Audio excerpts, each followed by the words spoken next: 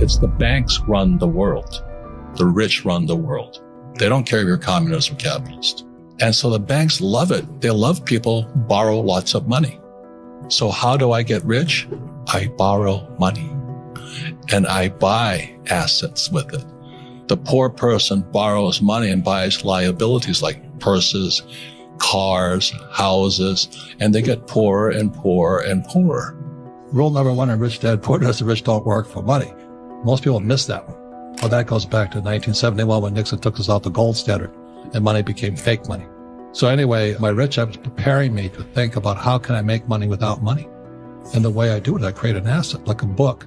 I'm not saying write books because that's a tough industry. But I write a book today. I sell 50 licenses to 50 different languages, and I collect royalties for years, a long tail. So my money just keeps coming in. With that, I borrow. So let's say I make $10 in a book. I'll borrow $50 to invest in real estate. I step up my basis for depreciation. That's financial education. Yeah. That garbage they teach you about invest for the long term in the stock market. Why would I do that when I can make up my own assets? That's what entrepreneurs do. Every entrepreneur should be making up their own assets and staying out of the stock market. That's my point of view. But can everybody do it? No, of course not. Sure. I've screwed up enough times to prove I can do it. And my accountant will back me up. Yeah, the guy is an idiot, but he does create assets. Do you know why they tell you to save money? I don't know. Because the system of banking has nothing to do with communism or capitalism. So when you save, let's say you save $1 US or €1, 1 yen, the banking system can lend out 10. So the entire system is called the fractional reserve system. The fractional reserve system is also printing money. And then they tell you to save money. So they want you to save money so they can lend out your money 10 times. So your dollar became worthless 10 times over. And then they used to pay you 10% interest on your money. Now it's at best 1%. And they're still lending it out 10 times.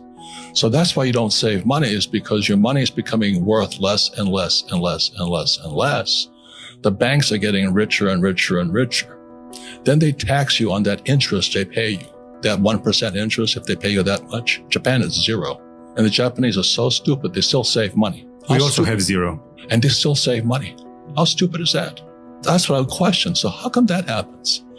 Now, if I borrow money, guess what? Do I pay taxes on debt? I guess no. Why is that? This is what I'm saying, okay? Question everything. Okay. So when they lend out money, that's how money is created. Money is debt. They lend out them. Why is debt tax-free? I don't know. Because that's how money is created. And so the banks love it. They love people borrow lots of money. But I use debt. I borrowed $300 million after the crash, dollars. In 2000, by 2010, I had borrowed $300 million to buy real estate. That made me rich. And the interest rates kept coming down, so that my cost of money kept coming down.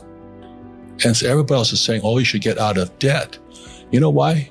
Because they don't question the hypnosis they're under. You've been hypnotized to work hard for money, to save it. The fractional reserve system prints it. And then they pay taxes after taxes. So I have all this debt and I get rich. Passive income is generally what happens when you invest in the stock market. Portfolio income. So they say, well, I bought Tesla at 100, it went up to 200, and I sold it. So I made $100. That's portfolio income. That's taxed at the next higher level.